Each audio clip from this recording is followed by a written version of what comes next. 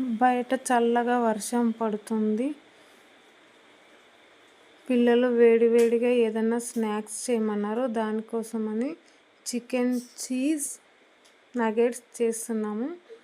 ఇది ఒక ప్యాకెట్ తీసుకొని ఓపెన్ చేసి ఒక గిన్నె తీసుకొని అందులో ఆయిల్ వేసి ఆయిల్ వేడయ్యాక డీప్ ఫ్రై చేసుకోవాలి. ఇలా అన్నీ డీప్ ఫ్రై చేసుకోవాలి. చేశాక ప్లేట్లోకి తీసుకుంటే అంతే, చికెన్ చీజ్ నగెట్స్ రెడీ అయ్యాయి. పిల్లలు తింటున్నారు. సూపర్ ఉంది అన్నారు.